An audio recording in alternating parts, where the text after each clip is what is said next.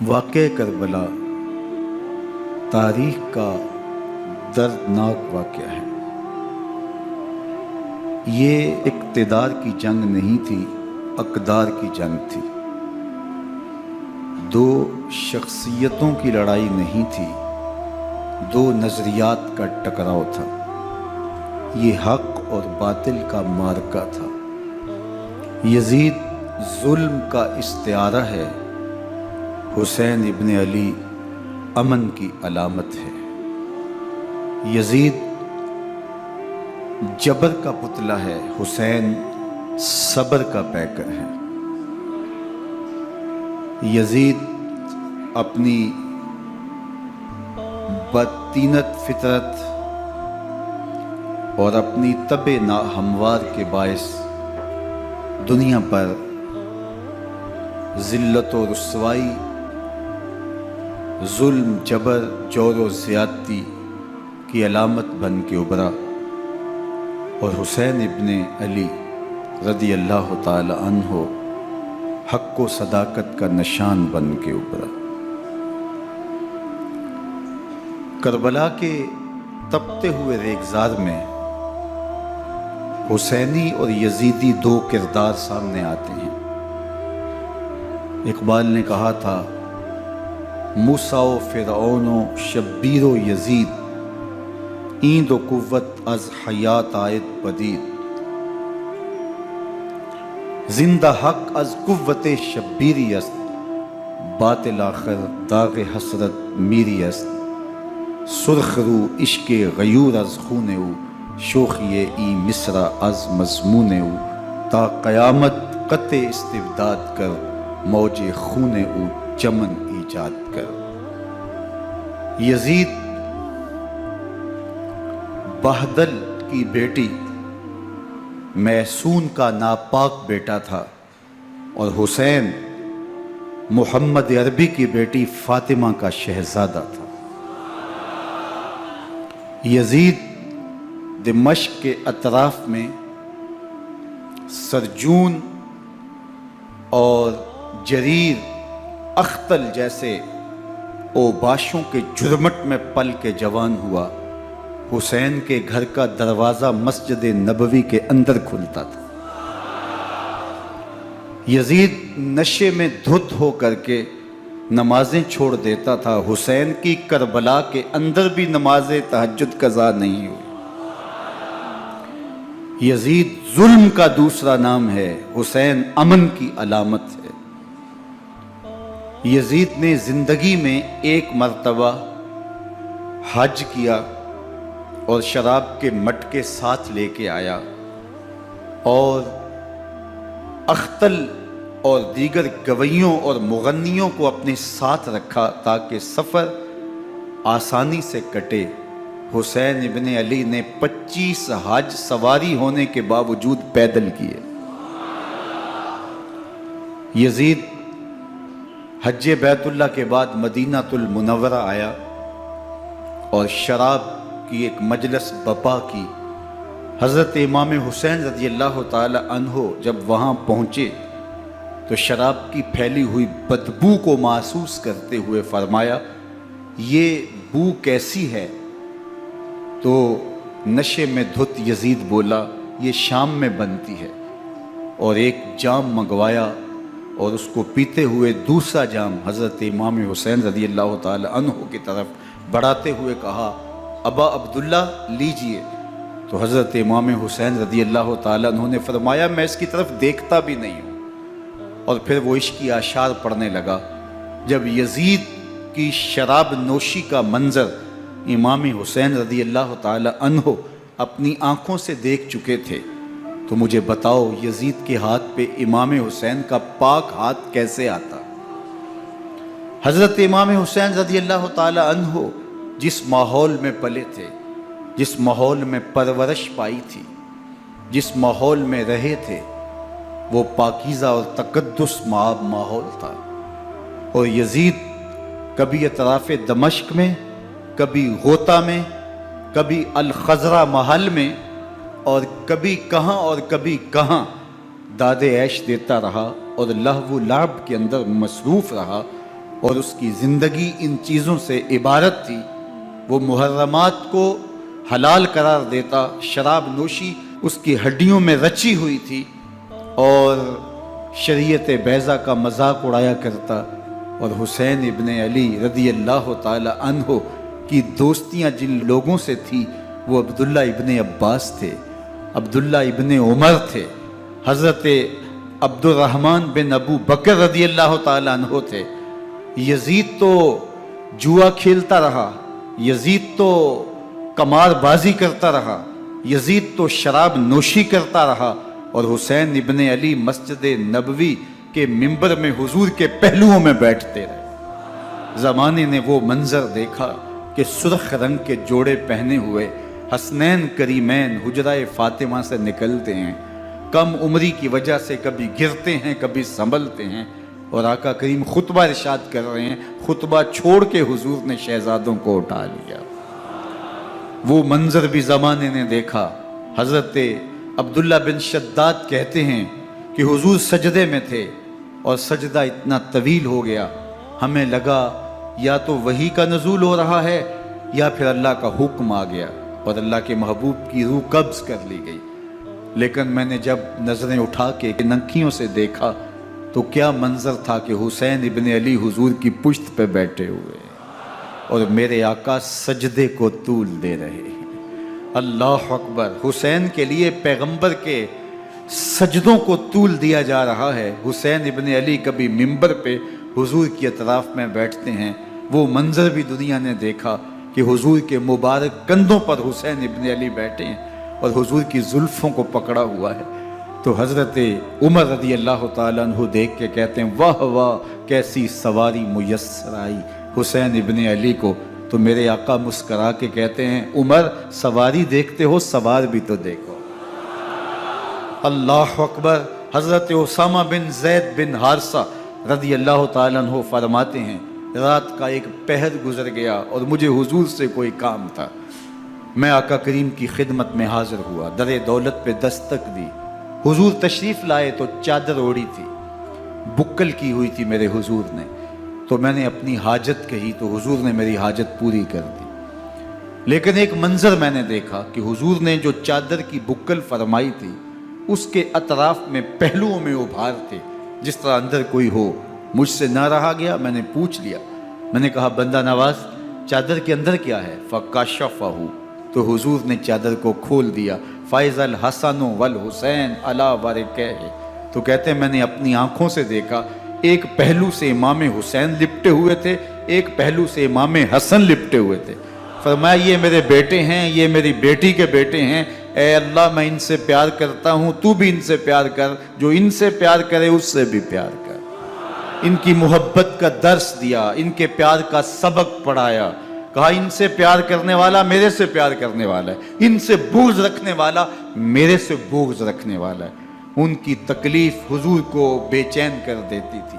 حضرت سیدہ فاطمہ الزہرا رضی اللہ تعالی عنہ کے گھر کے قریب سے گزرے تو حضرت امام حسین کے رونے کی آواز آ رہی تھی، تو آقا کریم علیہ السلام نے فرمایا کہ فاطمہ حسین کو چپ کرواؤ، الا تعلمی ان بقاءہ یوزینی، تو جانتی نہیں حسین کا رونا مجھے دکھ دیتا ہے۔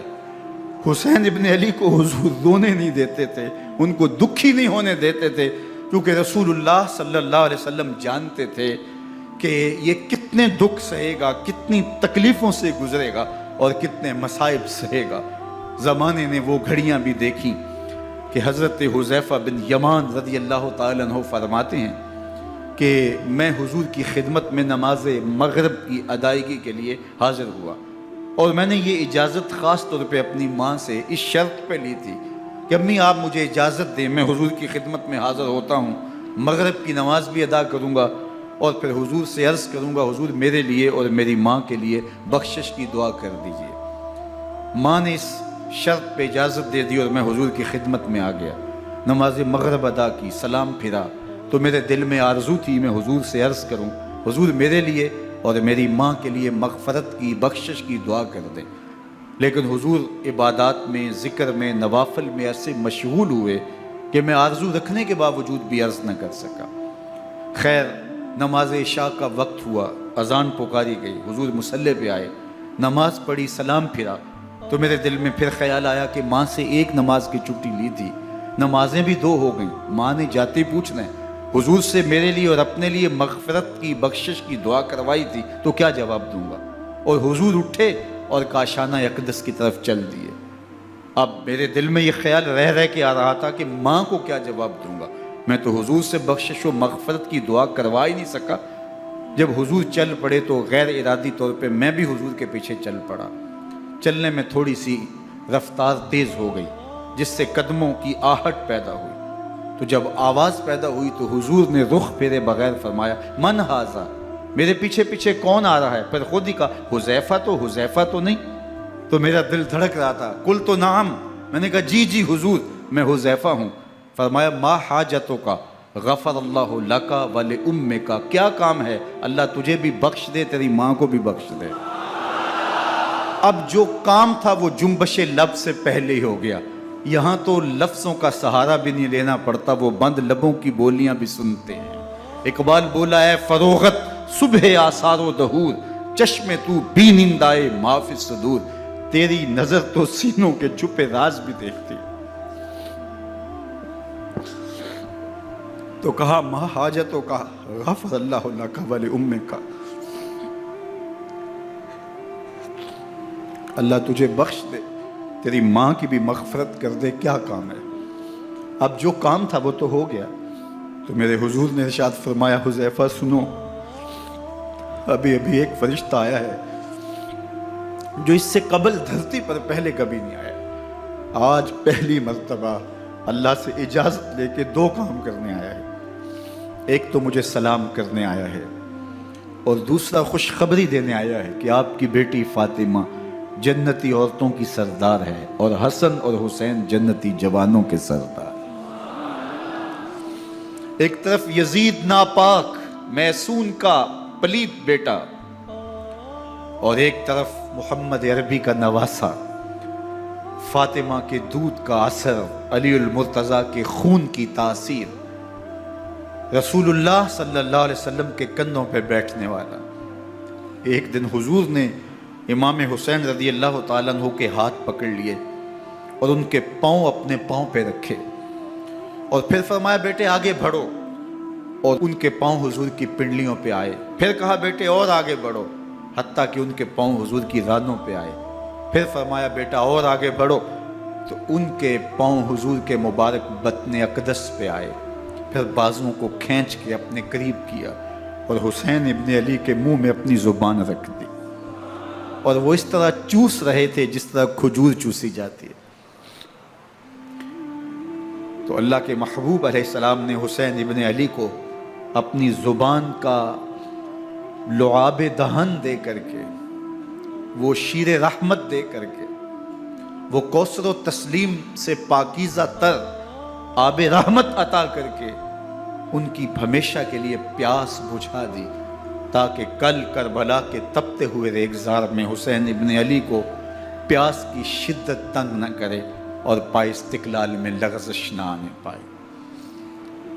ان نازوں سے پالے ہوئے حسین کو، ان محبتوں سے پالے ہوئے حسین ابن علی کو امتحان بھی اتنے بڑے درپیش تھے۔ یاری تیری سونا پر ازمیشہ تیریاں اگ، سونا پرکھیا جامدہ ہے نال اگاں دے لگ۔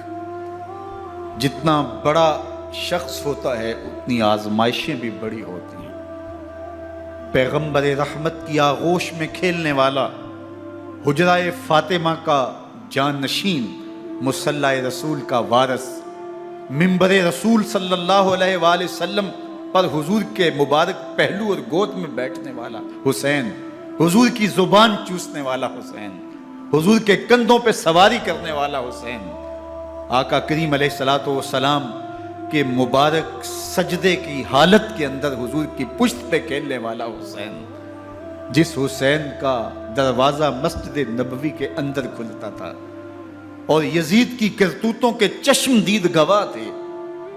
یزید جب تخت نشین ہوتا ہے تو اسے یہ فکر ہوتی ہے کہ امام حسین عبداللہ بن زبیر، عبداللہ بن عمر، عبداللہ ابن عباس یہ میری بیعت کریں۔ اور وہ ولید بن عقبہ کو لکھتا ہے کہ ہر صورت میں ان کی بیعت لو، اور اگر بیعت نہ دیں تو سختی کرو۔ حضرت امام حسین رضی اللہ تعالی عنہ کو بلاوا آتا ہے کہ آپ کو دارالامارت میں گورنر ہاؤس میں بلایا جا رہا ہے۔ ولید بن عقبہ کا پیغام آپ کو پہنچتا ہے۔ آپ اس وقت فرماتے ہیں کہ اس وقت جو پیغام پہنچا ہے وہ کسی خطرے سے خالی نہیں ہے، تو کچھ سواروں کو ساتھ لیا، کہا تم دارالامارت کے باہر کھڑے رہنا، اگر میری آواز بلند ہوئی تو اندر آ جانا، ورنہ تم انتظار کرنا۔ آپ اندر گئے۔ ولید بن عقبہ نے مروان کو بھی بلایا تھا۔ مروان بن حکم یہ گورنر مدینہ ولید سے پہلے رہ چکا ہے، تو اس نے مشورہ دیا کہ سختی کی جائے۔ خیر ولید بن عقبہ نے کہا کہ یہ خط ہے، حضرت امیر معاویہ کا انتقال ہو گیا اور یزید تخت نشین ہوا ہے، لہٰذا وہ آپ سے بیعت کا مطالبہ کرتا ہے۔ تو حضرت امام حسین رضی اللہ تعالیٰ عنہ نے فرمایا کہ میرے جیسا شخص یوں چھپ کے بیعت نہیں کر سکتا، اور آپ واپس پلٹے۔ مروان بن حکم نے ولید بن عقبہ کو کہا کہ یہ موقع ہے، جانے نہ دیا جائے، اگر یہ نکل گئے تو دوبارہ تم قابو نہیں پا سکو گے، اور انہیں یہیں قتل کر دیا جائے۔ حضرت امام حسین رضی اللہ تعالیٰ عنہ نے یہ بات سن لی۔ کہتے ہیں حضرت امام حسین انہی قدموں کے بل واپس پلٹے اور مروان بن حکم سے مخاطب ہو کے کہا، مروان کیا بول رہا ہے؟ وہ خاموش ہو گیا۔ فرمایا تو جانتا نہیں ہم کون ہیں؟ آنا حسین ابن علی ابن ابی طالب، میں حسین ہوں، میں علی کا بیٹا ہوں، ہمارے گھر میں قرآن اترتا رہا ہے، وحی کا نزول ہوتا رہا ہے، اور یزید فاسق ہے، فاجر ہے، مسلمانوں کا قاتل ہے اور شرابی ہے، میں ڈنکے کی چوٹ پہ یزید کی بیعت سے انکار کرتا ہوں۔ بس حیدری کچھار سے محمدی شیر نکل آیا ہے۔ اب اوسان خطا ہو گئے، راستہ چھوڑ دیا، واپس آئے، سیدہ زینب سے ملے، کہا مدینے کو چھوڑنا پڑے گا۔ کہا بھیا کیا ہوا؟ کہا یزید بیعت لینے پہ مصر ہے اور میں کسی صورت بھی بیعت نہیں کروں گا۔ رسول اللہ کا مدینہ ہمارے خون سے لالا زار بنے گا، میں نہیں چاہتا کہ حضور کے شہر نور کی حرمت پامال ہو۔ دوستو وہ کیسا منظر ہوگا جب حسین ابن علی نے آخری حاضری حضور کے روضے پہ دی ہو۔ حاجی یا معتمر 10 دن کے لیے، 8 دن کے لیے، 20 دن کے لیے مدینہ المنورہ عارضی سکونت اختیار کرتا ہے، اور حضور کے روضہ انور سے، اس شہر نور سے، ان گلیوں سے، ان بام و در سے ایسا مانوس ہو جاتا ہے کہ جب واپس پلٹ رہا ہوتا ہے ان دعاؤں کے ساتھ کہ دوبارہ آنا بھی نصیب ہو، اور اسے لگتا ہے کہ میں دوبارہ بھی بلایا جاؤں گا، لیکن اس کے باوجود شہر حبیب چھوڑنا قیامت سے کم نہیں ہوتا۔ اعظم چشتی مرحوم آخری بار جب حضور کے روضہ انور پہ گئے تو بیمار تھے، ویل چیئر پہ تھے۔ باب بقی سے باہر نکلے تو خادم سے کہا کہ میری ویل چیئر پیچھے سے کھینچو تاکہ میرا رخ روضہ انور کی طرف رہے، اور وہ پیچھے سے کھینچتا چلا جا رہا ہے، اور جب باب مکہ سے پیچھے جنت البقیع کے قریب سے گنبد خضرا نگاہوں سے اوجل ہونے لگا تو اعظم چشتی مرحوم نے کہا، جان بدن سے نکلتی ہے اعظم، جان بدن سے نکلتی ہے اعظم، کوئی آسان ہے مدینے سے جدا ہونا، کوئی آسان ہے مدینے سے جدا ہونا۔ یہ اس شخص کی کہانی ہے جو 10 دن، 5 دن، مہینہ، 2 ماہ وہاں رہتا ہے، اور پھر اس شہر کو چھوڑ کے آنا اس کے لیے آسان نہیں ہوتا۔ اور مجھے بتاؤ کہ حسین جو پیدا مدینے میں ہوا، جس کے گھر کا دروازہ مسجد نبوی کے اندر کھلتا تھا، جو مسجد نبوی کے اندر پرورش پا کے جوان ہوتا ہے اور مدینے کی گلیوں میں کھیلتا رہا، اس حسین ابن علی کے لیے مدینہ چھوڑنا، اور پھر وہ اس بات کا علم اور شعور رکھتے تھے کہ یہ آخری بار حضور کے در پہ حاضری ہے، دوبارہ اس شہر نور میں نہیں آ سکوں گا، تو کیا قیامت ہوگی اور کیا منظر ہوگا۔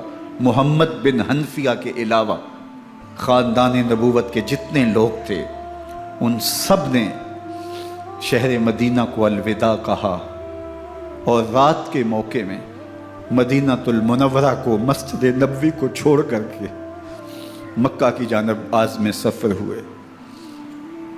3 شعبان المعظم کو مکہ المکرمہ پہنچتے ہیں، ادھر کوفیوں کے خطوط آنے شروع ہو جاتے ہیں۔ حضرت امام حسین رضی اللہ تعالیٰ عنہ مسلم بن عقیل رضی اللہ تعالیٰ عنہ کو صورتحال معلوم کرنے کے لیے بھیج دیتے ہیں۔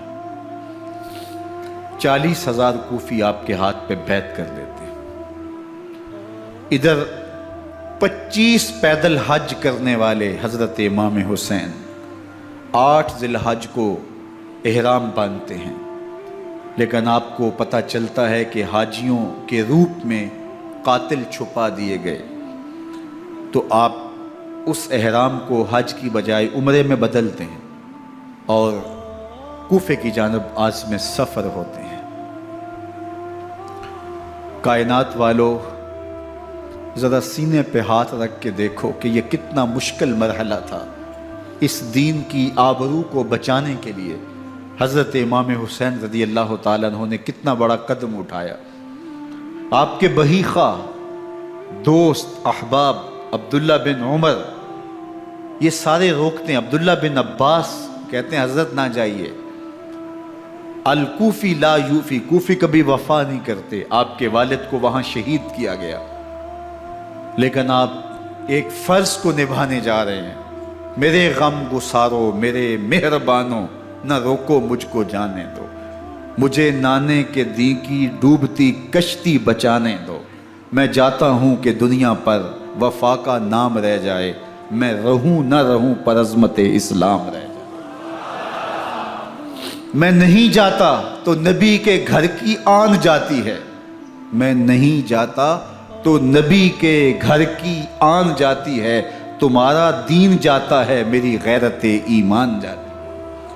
حضرت امام حسین یہاں سے چلتے ہیں، ابھی راستے میں ہی پہنچتے ہیں کہ یہ خبر آتی ہے کہ کوفے والوں نے بے وفائی کر دی، حضرت مسلم بن عقیل رضی اللہ تعالیٰ عنہ کو شہید کر دیا گیا، نعمان بن بشیر معزول کر دیے گئے، ابن مرجانہ ابن زیاد وہاں متعین کر دیا گیا جو سخت گیر شخص تھا، اور اس نے لوگوں کو ڈرایا، دھمکایا، اور کوفے کے لوگوں کے دل بدل گئے اور وہ بیعتیں توڑنے لگے۔ وہ منظر مسجد کوفہ کا کتنا دلگداز تھا، جب امام نماز کے لیے کھڑے ہوئے تو 40,000 لوگ آپ کے پیچھے تھا۔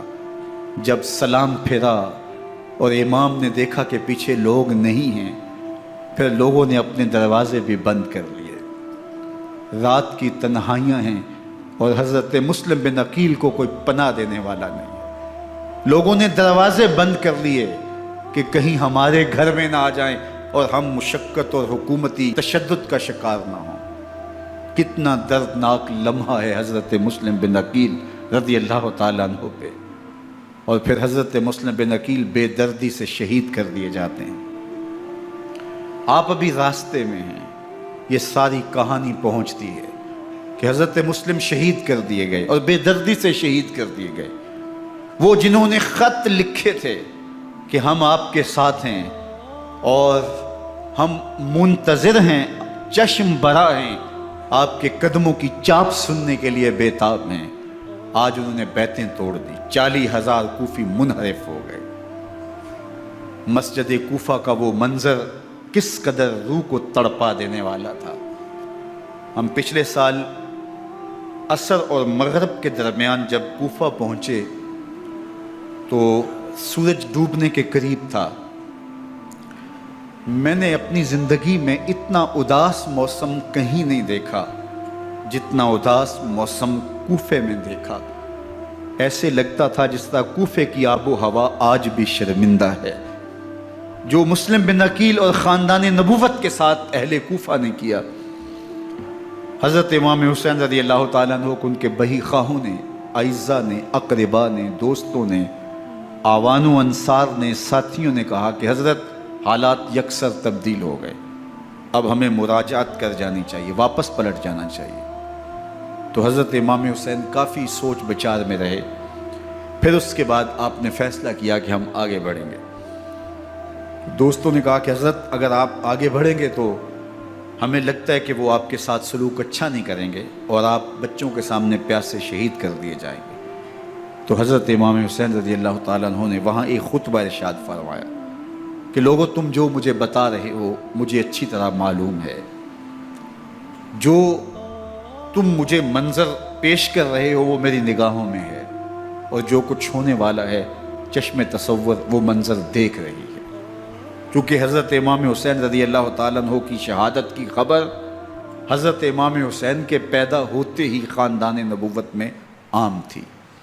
حضور علیہ الصلوۃ والسلام کو یہ بات جبریل امین نے آ کے بتائی تھی جب حسین ابن علی کے ساتھ حضور محبت کا اظہار کر رہے تھے، تو یہ جبریل امین نے آ کے کہا تھا حضور آپ کا یہ بیٹا ارض طف میں شہید کر دیا جائے گا، اور کربلا کی مٹی لا کے حضور کو دی اور ام سلمہ کو حضور نے عطا کر دی۔ حضرت ام سلمہ کہتی ہیں کہ ایک دن میں سوئی تو خواب دیکھا کہ حضور کے مبارک بال بکھرے ہوئے ہیں اور سخت پریشان ہیں، تو میں نے کہا کہ حضور آپ کی یہ کیا حالت ہے؟ وَبِيَدِهِ قَارُورَةٌ، اور حضور کے ہاتھ میں ایک شیشی ہے، فِيهَا دَمٌ، جس کے اندر خون ہے۔ تو میں نے کہا حضور یہ کیا؟ فرمایا میں قتل گاہ حسین سے آ رہا ہوں اور یہ حسین ابن علی کا خون ہے۔ تو کہا 10 محرم کا دن تھا، دوپہر کا یہ منظر تھا، میں کیلولہ کر کے اٹھی، جب میں نے دیکھا تو وہ شیشی جس میں کربلا کی مٹی رکھی تھی وہ خون بن چکی تھی۔ تو یہ خبر پہلے دی گئی تھی، یہ بتا دیا گیا تھا۔ فرمایا میرے دوستو جو تم مجھے بتاتے ہو میں اس سے بے خبر نہیں ہوں، یہ سب کچھ ہونے والا ہے، لیکن اس کے باوجود میں کیوں جا رہا ہوں؟ تو آپ کا ایک تاریخ ساز جملہ ہے جو کربلا کے فلسفے کو ہمارے سامنے رکھتا ہے کہ یہ اتنا بڑا امتحان کیوں دیا۔ حضرت امام حسین رضی اللہ تعالیٰ عنہ نے فرمایا وَلَكُمْ فِي أُسْوَةٌ، میں اس لیے جا رہا ہوں قیامت تک ظلم، جبر اور ناانصافی کے خلاف کھڑے ہونے والوں کے لیے کوئی نمونہ تو ہو۔ میری زندگی قیامت تک ظلم، جبر اور استحصالی نظام کے خلاف کھڑے ہونے والوں کے لیے نمونہ ہے۔ تو حضرت امام حسین رضی اللہ تعالیٰ عنہ نے حق اور باطل کے درمیان ایک سرخ لکیر کھینچ دی اپنے خون سے۔ اب حق اور باطل کا امتیاز کرنا مشکل نہیں ہے، کوئی باطل پہ اڑا رہے تو الگ بات ہے، لیکن امتیاز کرنا مشکل نہیں ہے۔ حدود بالکل واضح کر دی۔ اقبال نے یہاں کتنی خوبصورتی کے ساتھ اس مضمون کو نبھایا۔ سرخ رو عشق غیور از خون او، شوخی این مصرع از مضمون او، تا قیامت قطع استبداد کر، موج خون او چمن ایجاد کر۔ ایک جہاں آباد کر دیا، حق اور باطل کی راہیں اجال دی۔ اب لوگوں کو یزید کا چہرہ پہچاننے میں دیر نہیں لگتی، وقت کے ہر یزید کا چہرہ آسانی سے پہچانا جا سکتا ہے۔ یہ معرفت زمانے کو کروائی کس نے؟ حسین ابن علی نے کروائی رضی اللہ تعالی عنہ۔ تو حضرت امام حسین نے فرمایا کہ جو میرے ساتھ ہونے والا ہے میں اچھی طرح جانتا ہوں، لیکن میں اس کے باوجود آگے بڑھوں گا۔ پھر بڑھے اور کربلا میں جا کے خیمہ زن ہو گئے۔ 7 محرم کو پانی بند کر دیا گیا۔ پانی بند ہوا تو کھانا بھی میسر نہیں تھا، لیکن ذکر پانی کا ہوتا ہے اس لیے کہ کھانے کے بغیر انسان کئی دن کاٹ لیتا ہے، لیکن پانی کے بغیر گزر نہیں ہوتی۔ تو فرات کی نہر سامنے اپنی موجوں کے ساتھ چمک رہی ہے، لیکن ایک قطرہ آب بھی آل رسول کو نہیں دیا جا رہا۔ کائنات کے اندر ایسے انوکھے امتحان بھی ہوتے ہیں۔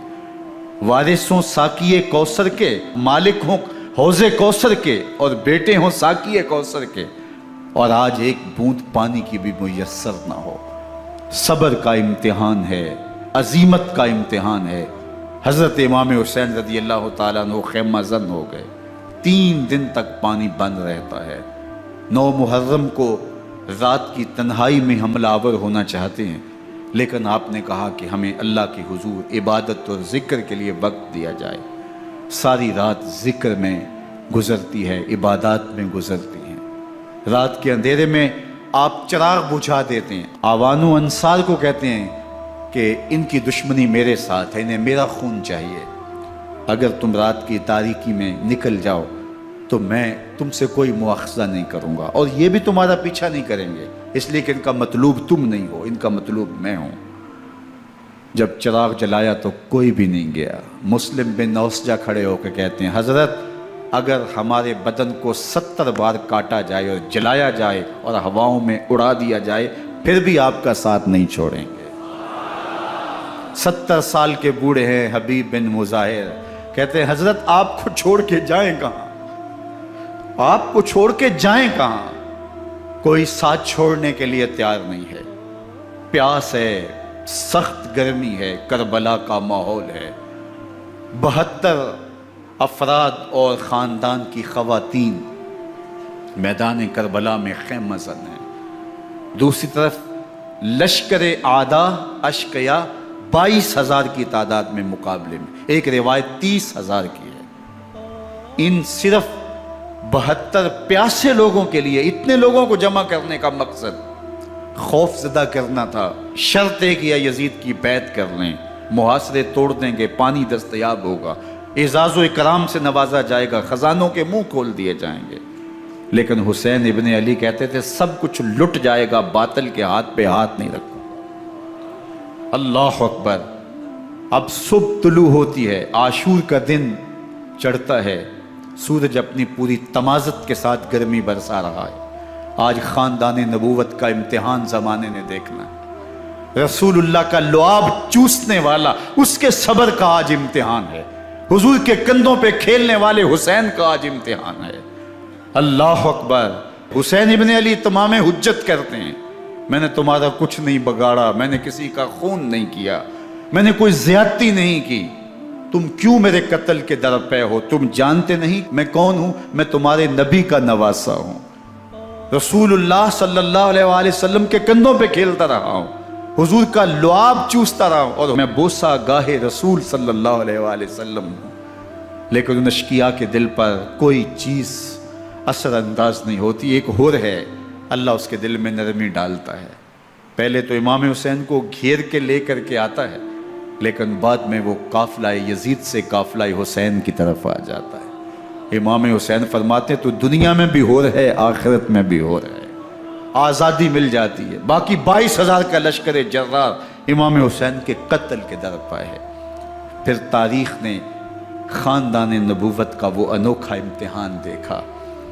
حضرت امام حسین کے بچے بالخصوص خواتین پیاس کی شدت میں حلق خشک ہیں۔ حضرت سکینہ تڑپ کے اپنے باپ سے کہتی ہیں کہ مجھے 6 ماہ کے علی اصغر کی پیاس نہیں دیکھی جا رہی۔ بچے کو ہاتھوں پہ اٹھاتے ہیں اور نہر فرات کے کنارے پہنچ کے فرماتے ہیں اشقیاء سے مخاطب ہو کے تمہارا معاملہ میرے ساتھ ہے، اس 6 ماہ کے بچے نے تمہارا کچھ نہیں بگاڑا، اور چلو بھر کے اس کا حلق سیراب کرنا چاہتے ہیں۔ ایک 2 شاخہ تیر آتا ہے جو حضرت علی اصغر کے گلے کو چیر دیتا ہے۔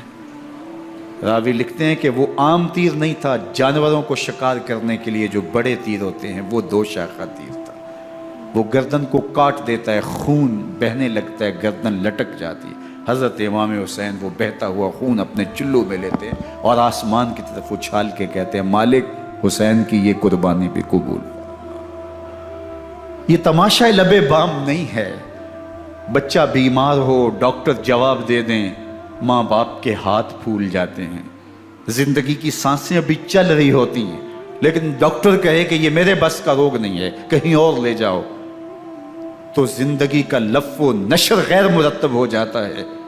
میں سلام پیش نہ کروں حسین ابن علی کو، 6 ماہ کا علی اصغر ہاتھوں میں دم توڑتا ہے، گردن لٹک جاتی ہے، خون بہہ رہا ہے، اب خیموں کی طرف بڑھ رہے ہیں، لیکن زبان پہ شکایت نہیں ہے، کہتے ہیں مالک حسین کی یہ قربانی قبول کر لے۔ اب خیموں کی طرف آنا، شہر بانوں ام رباب سیدہ زینب حضرت سکینہ سلام اللہ علیہا کا سامنا کوئی آسان کام نہیں تھا، لیکن حسین ابن علی آتے ہیں، شہزادے کو یہاں خیموں کے قریب رکھ کے کہتے ہیں کہ یہ حوض کوثر سے سیراب ہو گیا ہے۔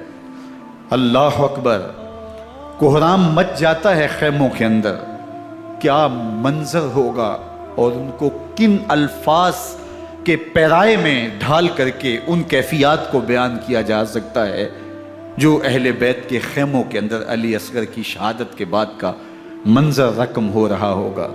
اللہ اکبر، ادھر عشقیہ آوازیں دے رہے ہیں، مبارزت کے لیے پکار رہے ہیں۔ زمانے نے پھر وہ منظر بھی دیکھا کہ جوان بیٹے کو 18 سال کی کمائی حضرت امام حسین میدان عمل میں بھیج رہے ہیں۔ وہ علی اکبر جو حسین کا نور نظر ہے، آنکھوں کا قرار ہے، دل کی تسکین ہے۔ اور پھر حضرت علی اکبر جب گھوڑے کی زین سے فرش زمین پہ گرتے ہیں تو باپ کو آواز دیتے ہیں، اور حضرت امام حسین جو ہے وہ آگے جا کے بیٹے کی لاش اٹھاتے ہیں۔ اللہ اکبر، 18 سال کے بیٹے کی لاش کو کندھوں پہ اٹھا کے خیموں تک لاتے ہیں اور ہاتھ پھیلا کے کہتے ہیں مالک حسین کی یہ قربانی بھی قبول فرما۔ کبھی قاسم بن حسن کی لاش اٹھا کے لاتے ہیں، کبھی اون و محمد کی لاشیں اٹھا کے لاتے ہیں، بھتیجوں کی، بھانجوں کی، بھائی عباس کے کٹے ہوئے بازو اور زخموں سے چھدا ہوا لاشا۔ کیا کیا قیامتیں تھیں جو اس کربلا کے ایک میدان کے اندر نہیں توڑی گئیں۔ حضرت امام حسین پر دکھ پہ دکھ، تکلیفوں پہ تکلیفیں۔ اب 71 لاشیں اٹھا کے خیموں تک پہنچا چکے، اور ادھر مبارزت کی دعوت دی جا رہی، آؤ میدان عمل میں آؤ، اب دیر کیوں کر رہے ہو۔ رسول اللہ کا حرم، رسول اللہ کی شہزادیاں جو نازوں میں پلی تھی، وہ کلیاں جو شبنم کا بوجھ بھی گوارا نہیں کر سکتی تھی، آج مصیبتوں کے پہاڑ ٹوٹ گئے۔ حضرت امام حسین کبھی شہربانوں کو، کبھی ام رباب کو دلاسا دیتے ہیں، کبھی حضرت زینب کو کہتے ہیں۔ حضرت زینب کربلا کے اس میدان کے اندر بڑے حوصلے کے ساتھ اپنے بھائی کے ساتھ کھڑی رہی، اپنے 2 بیٹے راہ خدا میں پیش کیے، ان کی لاشیں وصول کی، لیکن زینب جس جرأت کے ساتھ، جس پامردی کے ساتھ اس سارے منظر کو حوصلے کے ساتھ سہتی رہی، وہ یقیناً حوصلہ سیدہ زینب سلام اللہ علیہا کا ہی ہے۔ لیکن یہ وہ منظر تھا کہ زینب کا دل بھی ڈول گیا جب حسین ابن علی گھوڑے پہ بیٹھنے لگے اور ان کو گھوڑے میں بٹھانے والا کوئی نہیں تھا، اور جو بھی سوار جاتا پھر واپس اس کی لاش ہی آتی اور حسین ابن علی لے کے آتے۔ آج حسین ابن علی جا رہے ہیں، زندگی کا سارا سرمایہ لٹ رہا ہے، حضرت زینب سلام اللہ علیہا سنبھل نہیں رہی۔ حضرت امام رضی اللہ تعالیٰ عنہ اٹھے اور آپ نے حضرت زینب کو صبر کی تلقین کی اور کہا کہ صبر ہی بہترین ذریعہ ہے اور اللہ کی قربت کا ایک بہترین سبب ہے، اور ان کو صبر کی تلقین کرتے ہوئے فرمایا کہ میرے بعد تم نے اس ذمہ داری کو سنبھالنا ہے اور ان مخدرات اسلام کی، ان شہزادیوں کے پردے کی تم نے حفاظت کرنی ہے۔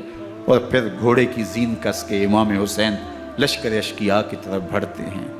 اب خیموں سے سسکیوں کی آواز آ رہی ہے، ان کا سردار، ان کا تاجدار آج سب کو چھوڑ کے کربلا کے میدان کی طرف بڑھ رہا ہے۔ جرم کیا کیا، قصور کیا کیا، اس نے کیا زیادتی کی کہ آج نیزوں اور انیوں کے مقابلے میں 22,000 کا لشکر حضرت امام حسین پہ ٹوٹ پڑتا ہے۔ آپ پھر اتمام حجت کرتے ہیں، میں نے کسی کو قتل نہیں کیا، خون ناحق نہیں بہایا، میرے خون کے درپے کیوں ہو، اپنی آخرت کیوں برباد کرتے ہو، تم جانتے نہیں میں کون ہوں، میں تمہارے نبی کا نواسا ہوں۔ لیکن ابن زیاد کہتا ہے مقابلے میں آؤ۔ پھر حضرت امام حسین رضی اللہ تعالیٰ عنہ مقابلے میں آتے ہیں، اور جب گھوڑے کو ایڑ لگا کے دشمن اشقیاء پہ ٹوٹتے ہیں تو پھر ایسا منظر ہوتا ہے کہ وہ بھیڑ بکریوں کی طرح آگے بھاگتے ہیں۔ 71 زخم کلیجے پہ لیے شجاعت کا یہ پیکر جب میدان میں آتا ہے، آواز آتی، یہ کون ذی وقار ہے، بلا کا شاہ سوار ہے، لباس ہے پھٹا ہوا غبار سے اٹا ہوا، تمام جسم نازنی چدا ہوا کٹا ہوا، یہ نبی کا نور عین ہے، یہ بالیقین حسین ہے، یہ حسین ابن علی ہے رضی اللہ تعالیٰ عنہ۔ پھر چاند بادلوں میں گھر جاتا ہے، شامی غنڈے تیر برساتے ہیں، تلواروں سے آپ کے بدن پر ضربیں لگاتے ہیں اور نیزوں سے آپ کے بدن کو پرو دیتے ہیں۔ جب آپ کا پیراہن بعد میں اتارا گیا تو آپ کے پیراہن میں 122 سوراخ تیروں کے تھے، 33 زخم تلواروں کے اور 34 گھاؤ نیزوں کے تھے۔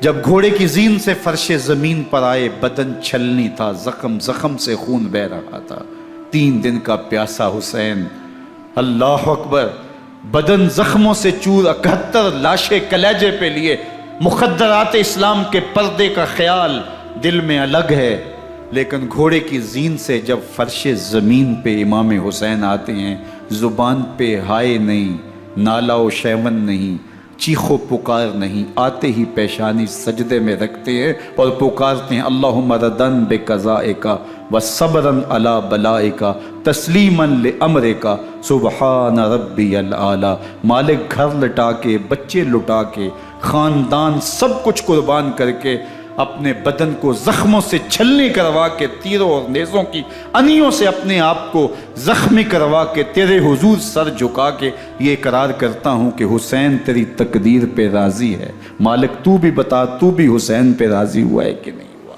آواز آ رہی ہے، اس پیاسے پر علی شیر خدا کو ناز ہے، اس نواسے پر محمد مصطفیٰ کو ناز ہے، اوروں نے بھی سجدے کیے پر اس کا عجب انداز ہے، اس نے وہ سجدہ کیا جس پر خدا کو ناز۔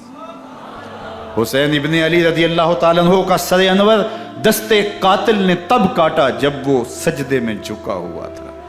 یزید نے کہا میں بیعت لوں گا، امام حسین نے کہا کبھی بھی نہیں دوں گا، یہ سر کٹ سکتا ہے جھک نہیں سکتا۔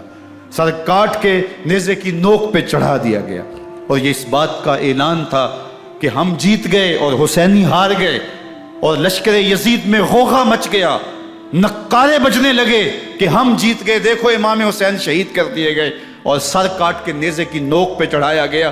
لیکن لشکر یزید سے ہی آواز آئی یہ کیسا سر ہے جو کٹ کے بھی سر بلندی ہے، کٹ گیا ہے پھر بھی اونچا ہے، اللہ اکبر، یہ سر سجدے میں کٹا ہے، رب کے حضور عبادت کی حالت میں کٹا ہے، حسین آج بھی سجدے میں ہے، اللہ اکبر، حسین آج بھی سجدے میں ہے، بلکہ کٹے ہوئے سر کا رخ زمین کی جانب تھا اور کٹی گردن آسمان کی طرف، یوں نیزے پہ پرویا گیا، اللہ اکبر۔ ایک شاعر نے نقشہ کھینچا، بآنکھ سر نیزے پہ اور سوئے زمین ہے روح، یعنی سجدہ ثانی کی ہے آرزو۔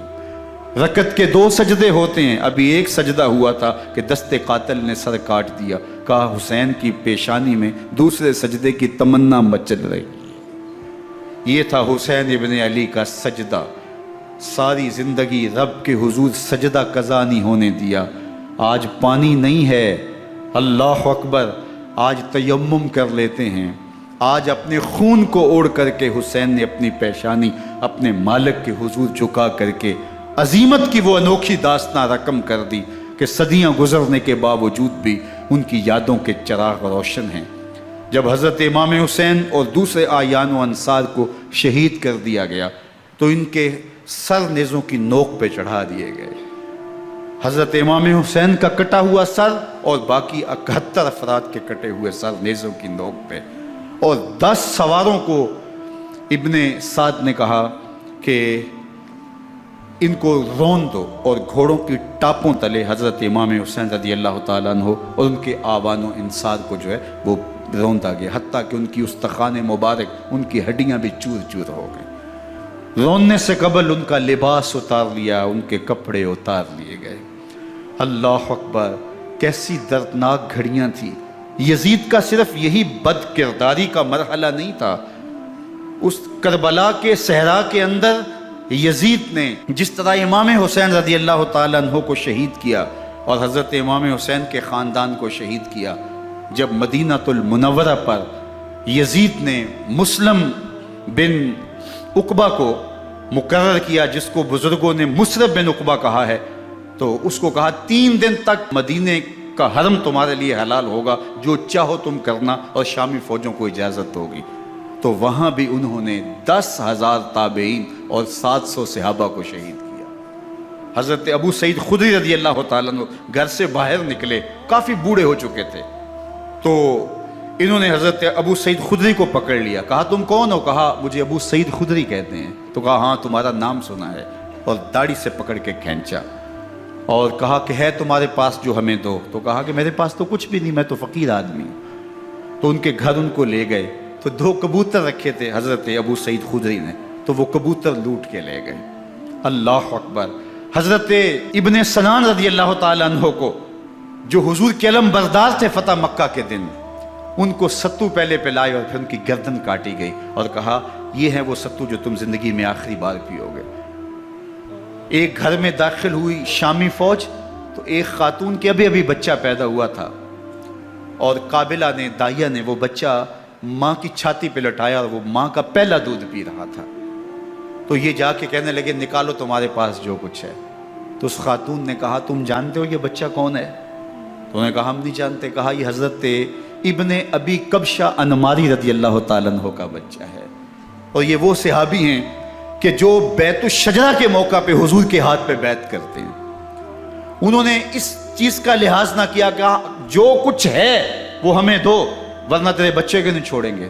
تو ماں بچے سے مخاطب ہو کے کہتی ہے، ابھی بچہ پیدا ہوا ہے اور ماں سے پہلا دودھ پی رہا ہے، کہ بیٹے اگر میرے پاس کچھ ہوتا، وہ قیمتی سے قیمتی چیز بھی ہوتی، تیری جان کے لیے قربان کرتی، لیکن اس وقت میرے پاس کچھ ہے نہیں۔ تو ایک شکی آگے بڑھا اور بچے کو ایک ٹانگ سے پکڑ کے کھینچ کے دیوار کے ساتھ پٹک کے مارا، جس سے دماغ کا بھیجا نکل گیا۔ کیا کیا زیادتیاں نہیں کی۔ 700 صحابہ حرہ کے واقعہ میں شہید کیے یزید نے، اور 10,000 تابعین شہید کیے۔ مسجد نبوی میں ممبر رسول کے ساتھ گھوڑے باندھے، اور وہ ممبر رسول اور مصلی رسول کے قریب لید کرتے رہے۔ حضرت سعید عبد المسیب فرماتے ہیں میں نابینا تھا اور حضور کے روضہ انور کے پاس بیٹھا تھا، اور یزید کے سپاہی آتے، جو بھی مسجد میں نظر آتا پکڑ کے لے جاتے، مجھے نابینا سمجھ کے چھوڑ دیتے، لیکن میں پریشان تھا کہ ظہر کا وقت ہوگا، عصر کا وقت ہوگا، مغرب عشاء کا وقت ہوگا، نہ اذان، نہ اقامت، نہ جماعت، تو کیسے مجھے پتہ چلے گا کہ نماز کا وقت ہو گیا، اور کیسی میری نمازوں کا کیا بنے گا؟ میں اس فکر میں بیٹھا تھا۔ لم ازل اسمع الاذان والاقامت من قبر رسول اللہ صلی اللہ علیہ وآلہ وسلم۔ فرماتے ہیں جب بھی پھر نماز کا وقت آیا، گنبد خضرا سے اذان کی بھی آواز آئی، اقامت کی بھی آواز آئی۔ 3 دن تک مسجد نبوی کے اندر گھوڑے بندے رہے، اور مدینہ کی حرمت پامال کی۔ مدینہ کے گھروں کے اندر یہ بدکماش داخل ہوئے، اور جو بدکاریاں انہوں نے کی کلیجہ منہ کو آتا ہے۔ 1002 شیزائیں ان بدکاروں کی بدکاریوں کی وجہ سے کنواری حالت کے اندر حاملہ ہوئی۔ 3 دن تک مدینے کا حرم انہوں نے پامال کیا، اور پھر مکہ المکرمہ میں کعبہ اللہ پر گولے برسائے، اور کعبہ کا غلاف جل گیا۔ وہ تو یزید مر گیا، اور حضرت عبداللہ ابن زبیر رضی اللہ تعالیٰ عنہ نے اپنی خلافت کا اعلان کیا۔ یزید کے یہ کرتوت تھے، ادھر اہل مدینہ کو ستایا، ادھر اہل مکہ کو ستایا، اور رسول اللہ صلی اللہ علیہ وسلم کے خانوادے کی بے حرمتی اور توہین کی۔ نہ صرف انہیں قتل کیا گیا، ان کی لاشوں پہ گھوڑے دوڑائے۔ ابن سعد اور شمر جو ہے وہ خیموں میں داخل ہوا، اور مخدرات اسلام کی چادریں چھیننے کی کوشش کی۔ حضرت زینب سلام اللہ علیہ نے مخاطب ہو کے کہا ہمارے چہرے کے رکھوالے چلے گئے ہیں، ظالم تو خیال نہیں کرتا ہم رسول اللہ کی بیٹیاں ہیں۔ حضرت شہربانو، حضرت زین العابدین اور حضرت زینب سلام اللہ علیہم، ان تینوں کو ایک اونٹ پہ باندھا گیا، اور باقی اونٹوں پہ باقی سادات کو، حضور کی شہزادیوں کو باندھا گیا، رسیوں میں جکڑا گیا، اور اونٹوں پہ باندھ کر کے کوفے کی جانب آگے آگے شہیدوں کے سر چل رہے ہیں، اور پیچھے یہ قافلہ چل رہا ہے۔ اور جب یہ قافلہ وہاں سے گزرا جہاں لاشیں پڑی تھی، امام زین العابدین 14 سال کے تھے اور بیمار تھے، اور ان کا حوصلہ نہ ہوا، وہاں غشی ان کے اوپر آنے لگی، اور وہ منظر ابن کثیر نے، باقی لوگوں سب نے لکھا ہے کہ پھر جب ان کی یہ حالت ہوئی تو پھر سیدہ زینب سلام اللہ علیہ، جنہوں نے ابھی تک بڑے حوصلے کے ساتھ ساری مشکلات کا مقابلہ کیا تھا، اب ان کے بندھن ٹوٹ گئے اور آنکھوں سے آنسو بہنے لگے، اور سیدہ زینب تھے امام حسین رضی اللہ تعالیٰ عنہ کی لاش پہ کھڑے ہو کے، اور وہ روندی ہوئی لاش، ٹوٹی ہوئی ہڈیاں، اور وہ پریشان بدن، کٹا ہوا سر نیزے کی نوک پہ، اور لاش یہ پڑی ہے۔ تو حضرت سیدہ زینب نے مدینے کی طرف منہ کر کے جو ہے وہ حضور سے فریاد کی، یا محمد آہو، یا محمد آہو، ھذا حسین بالآراء مزمل بالدماء، یا محمد آہو بناتوں کا سبایا۔ یا رسول اللہ، اے پیارے آقا، یا جد آہو، اے ہمارے نانا محترم، یہ دیکھیے آپ کا حسین پڑا ہوا ہے۔ بدن سے کپڑے اتار لیے گئے، خاک ہوائیں اڑا رہی ہیں، اور اس کے اوپر چادر جو ہے وہ مٹی کی پڑ گئی ہے۔ حضور آپ کی اولاد کاٹ دی گئی، اور پھر کہا بناتوں کا سبایا۔ حضور دیکھیے آپ کی بیٹیوں کے ہاتھ باندھ دیے گئے ہیں، اونٹوں پہ کس دیا گیا ہے، سر شہیدہ آگے آگے چل رہے ہیں، اور حضرت سیدنا امام حسین کا آگے آگے سر ہے۔ راستے کے اندر ایک جگہ آئی، رات گزری اور ان کو اتارا گیا۔ رات کا موقع تھا، ایک خاتون آئی اور اس نے کوئی کھانا پیش کیا ان کو، اور کہا کہ میں کسی زمانے میں حضرت سیدہ فاطمہ زہرا کی نوکری کیا کرتی تھی، ان کی لونڈی تھی، ان کی کنیز تھی، اور آج مجھے پتہ چلا کہ آپ لوگ گزر رہے ہیں، تو میں نے کہا کہ میں اپنی مخدومہ کے خاندان کی خدمت کروں۔ اور پھر اس نے کہا کہ اس وقت سیدہ کی گود میں ایک 6-7 ماہ کی بچی تھی جس کو زینب کہا کرتے تھے۔ تو سیدہ زینب نے کہا کہ اماں اگر پہچانتی ہو تو وہ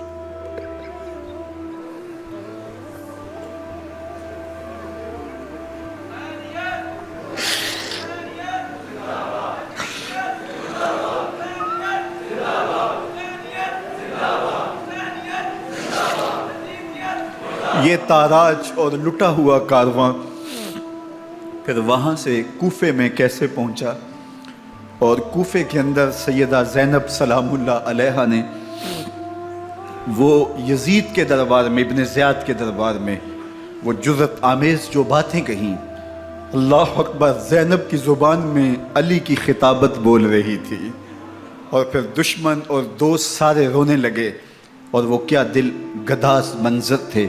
اور پھر یہ سروں کا قافلہ اور سادات کرام کا مشکیں کسی ہوئی ہیں اور اونٹوں پہ باندھے ہوئے، ان کو وہاں سے پھر قادسیہ، اور قادسیہ سے پھر دمشق یزید کے دربار میں پہنچایا گیا، اور وہاں سے یہ لٹے ہوئے خانمہ برباد تاراج لوگ مدینہ المنورہ میں کیسے پہنچے، اور اہل مدینہ نے کیسے استقبال کیا، اور وہ منظر کتنا دل گداز تھا جب اہل مدینہ زینب سے پوچھتے تھے زینب حسین کہاں ہے؟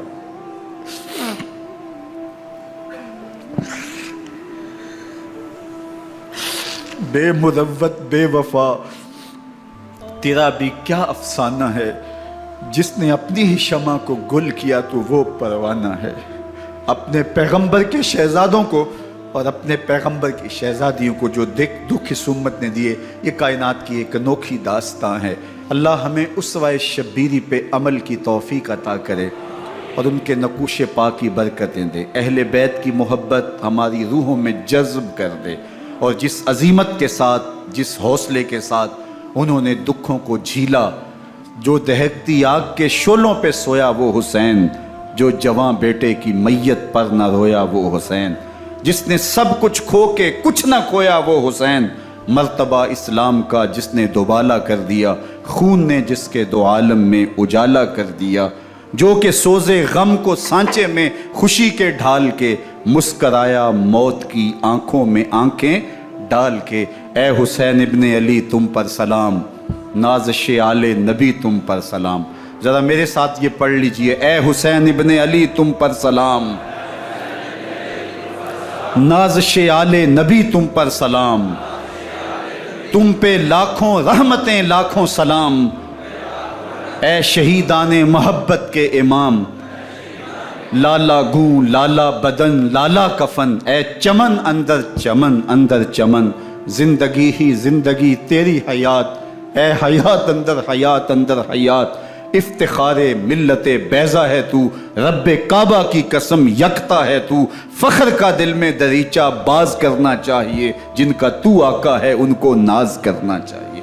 وآخر دعوانا ان الحمدللہ رب العالمین۔ 10 محرم الحرام کو کربلا کا واقعہ رونما ہوا، تو اس موسم میں اطراف و اکناف عالم میں اس حوالے سے بات ہوتی ہے، ذکر کیا جاتا ہے۔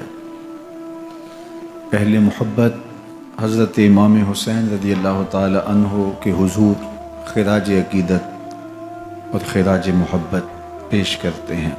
یہ حق و باطل کا معرکہ تھا، جھوٹ اور سچ کا مقابلہ تھا، ظلم اور عدل کا ٹکراؤ تھا، خیر اور شر کی لڑائی تھی، دو نظریات کا تصادم تھا۔ ایک طرف امام حسین رضی اللہ تعالی عنہ اور ان کے 72 جانثار تھے، اور دوسری طرف یزید اپنی تمام تر قوت کے ساتھ موجود تھا۔ حضرت امام حسین رضی اللہ تعالی عنہ سے مسلسل آخری وقت تک بیعت کا اثرار رہا، اور آپ آخری سانس تک یزید کی بیعت سے انکار کرتے رہے۔ حضرت امام حسین رضی اللہ تعالیٰ عنہ لڑائی کے لیے نہیں آئے تھے، ورنہ خواتین اور بچے ساتھ لانے کا کوئی مقصد نہیں تھا۔ آلات حرب و ضرب بھی نہیں تھے، عرب جو اپنے ساتھ سفر پہ معمول کی تلواریں اور اسلحہ جات رکھتے ہیں وہی تھے، اور آپ کو پیشکش بھی کی گئی۔ ترماح بن عدی بن حاتم نے، یہ حاتم تائی کا پوتا تھا، کہا کہ آپ میرے ساتھ ہمارے علاقے میں چلے جائیں۔ جب مختلف بادشاہوں نے عرب پر قبضہ کیا تو ہمارے قبائلی علاقے اس وقت بھی ان سے محفوظ رہے۔ ہم آزاد قبائل ہیں، میں چند دنوں میں آپ کی پشت پر 30,000 کا لشکر کھڑا کر دوں گا جو جانثار ہوگا۔ لیکن حضرت امام حسین رضی اللہ تعالیٰ عنہ نے ترماح بن عدی کی اس پیشکش کو قبول نہیں کیا اور آگے بڑھے۔ دشت نینوا میں، جسے دشت کربلا بھی کہتے ہیں، حر بن یزید ریاحی 500 سواروں کو ساتھ لے کر کے حضرت امام حسین کو محصور کر دیتا ہے، اور پھر یزید کا لشکر وہاں جمع ہونا شروع ہو جاتا ہے۔ 22,000 یا 30,000 کا لشکر امام حسین رضی اللہ تعالی عنہ کے اطراف میں لگا دیا گیا۔ 3 دن تک اس خانوادے کے لیے پانی بند کر دیا گیا۔ پانی کے بغیر تو انسان کی زندگی معطل ہو جاتی ہے، اور 3 دن کی مسلسل پیاس، اور پیاس میں بلکتے 6 ماہ کے بچے، خواتین اور بوڑھے۔ لیکن عزیمت کی راہوں کے یہ مسافر کسی صورت بھی یزید سے بیعت کرنے پہ آمادہ نہ ہوئے۔ یہ ایک ہیلا تھا کہ پانی بند کریں گے، بچے بلکیں گے، خواتین بے چین ہو جائیں گی تو یہ مجبور کر دیے جائیں گے۔ لیکن کہا تم جو کرنا ہے کرو۔ یہ بات طے شدہ ہے کہ ہم یزید سے بیعت نہیں کریں گے۔ پھر 3 ماہ پانی بند کرنے کے بعد حضرت امام حسین رضی اللہ تعالیٰ عنہ اور ان کے خاندان کو جس طرح ذبح کیا گیا، یہ ایک دردناک کہانی ہے۔ 72 افراد کربلا میں شہید کر دیے گئے۔ اہل حق کا یہ قافلہ بھوک اور پیاس سے نڈھال تھا، لیکن عزیمت کی راہوں کا یہ مسافر سرنگوں نہیں ہوا اور یزید کے ہاتھ پہ بیعت نہیں کی۔ امام حسین رضی اللہ تعالی عنہ آپ کے بیٹے، بھائی بھتیجے، بھانجے، آیان و انصار، محبین شہید کر دیے گئے۔ 70 لوگ آپ سے پہلے شہید کیے گئے، پھر امام حسین رضی اللہ تعالی عنہ شہید کر دیے گئے۔ سوید نامی ایک زخمی، وہ چھری لے کر کے حملہ آور ہوئے اور وہ بھی شہید کر دیے گئے۔ یہ کربلا کے آخری شہید تھے جو حضرت امام حسین کے بعد شہید ہوئے۔ لیکن ان کی خون آشام تلواروں کی ابھی پیاس نہیں بجھی، اور ان کی آتش غیظ و غضب ابھی ٹھنڈی نہیں ہوئی۔ شمر الجوشن حضرت علی اوسط، جنہیں امام زین العابدین کے نام سے دنیا جانتی ہے، 14 سال کی عمر میں تھے، بیمار تھے، خیمے میں گھس کے ان کو بھی شہید کرنے لگا تو حمید بن مسلم نے کہا کہ کیا بچوں کو بھی شہید کیا جائے گا؟ تو وہ رک گیا۔ عمر بن سعد کے حکم نامے سے مقدس لاشوں پر گھوڑے دوڑائے گئے، حتیٰ کہ ان کی ہڈیاں چور چور ہو گئیں، اور شہیدوں کے سر نیزوں پہ چڑھا دیے گئے۔ حسین ابن علی اور ان کے آیان و انصار کاٹ دیے گئے۔ فتح کے نعرے بجے، جشن منائے گئے، اور یہ قافلہ کربلا سے کوفے کی جانب روانہ ہوا۔ شہیدوں کے سر نیزوں پہ آگے آگے چل رہے ہیں، اور اونٹوں کے اوپر حضور کی بیٹیاں، حضور کی شہزادیاں اور حضرت امام زین العابدین کو باندھا گیا ہے، اور یہ تقدس مآب قافلہ کوفے پہنچتا ہے۔ ابن زیاد بہت خوش تھا کہ جیسے اس نے کوئی بہت بڑا کام کر لیا ہو۔ نواسہ رسول کا سر ایک تشت میں رکھا اس کے سامنے تھا، اور وہ چھڑی سے آپ کے ہونٹوں اور آپ کے دانتوں پر ضرب لگاتا۔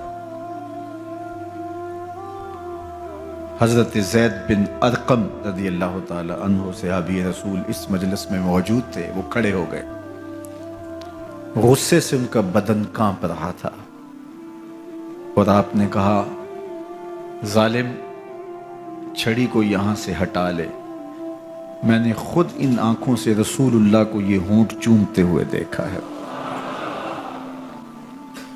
ابن زیاد غصے میں بپھرا ہوا بولا، اگر تو بوڑھا نہ ہوتا تو میں تیری گردن اڑا دیتا۔ حضرت زید بن ارقم روتے ہوئے دربار سے باہر نکلے، اور ساتھ اہل کوفہ کو مخاطب کر کے کہا کہ اہل کوفہ، تم نے حسین ابن علی کو شہید کر دیا، اور ابن مرجانہ کے غلام بن گئے۔ حضرت زینب سلام اللہ علیہا ایک کونے میں بیٹھی تھی، پرانے کپڑوں میں ملبوس۔ ایک وہ وقت بھی تھا کہ سیدہ زینب سلام اللہ علیہا جب کوفے میں آئیں،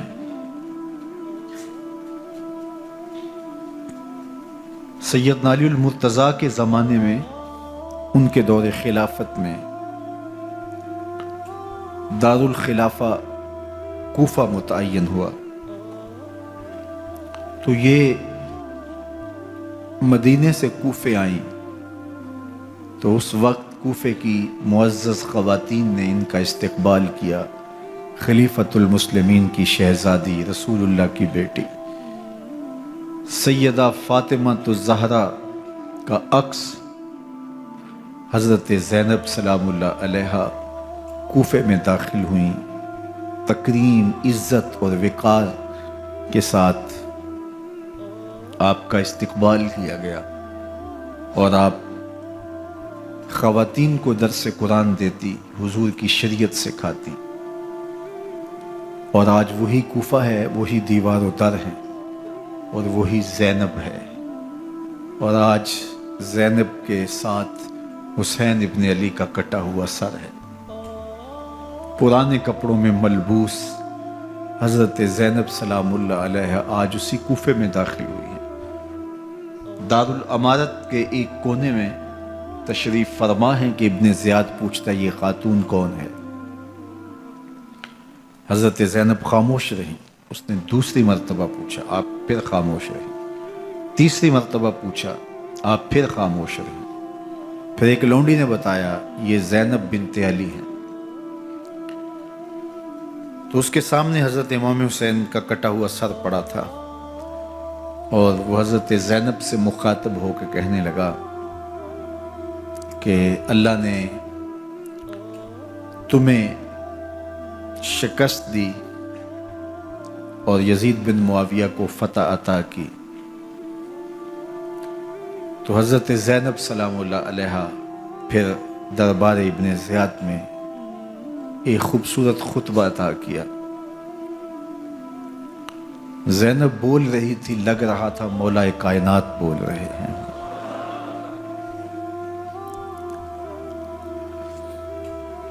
یہ خطبہ بامر مجبوری تھا، ابن زیاد کی خرافات کا جواب تھا۔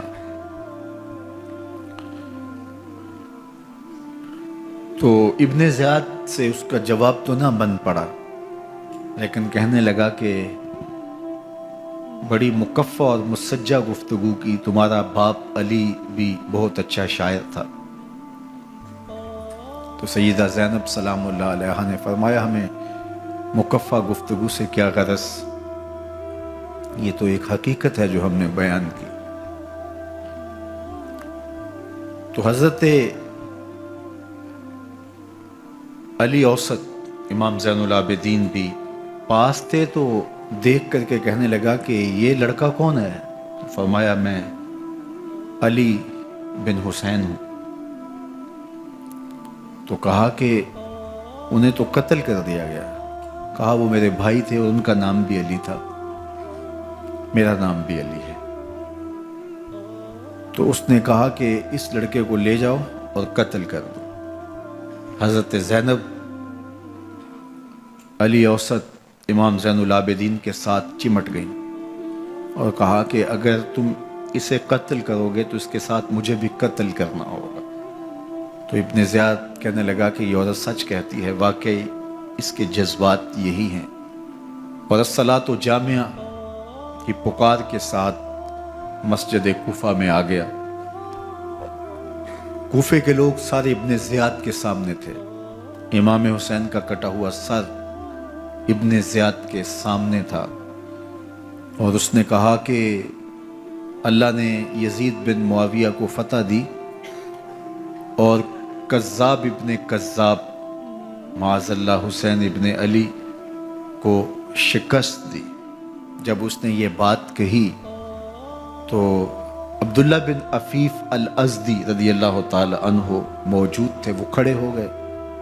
غصے سے ان کا بدن کانپ رہا تھا اور آپ نے پوری ہمت کے ساتھ ابن زیاد کو جواب دیتے ہوئے کہا، ظالم، حسین سچا، حسین کا باپ بھی سچا، تو جھوٹا، تیرا باپ بھی جھوٹا، جس نے تجھے امیر بنایا وہ بھی جھوٹا۔ تو ابن زیاد نے جب اپنے بارے عبداللہ بن عفیف سے یہ بات سنی تو اس نے حکم دیا کہ ان کا سر کاٹ دیا جائے، اور پھر حضرت عبداللہ ابن عفیف رضی اللہ تعالی عنہ کو شہید کیا گیا اور ان کی لاش کو سولی چڑھا دیا گیا۔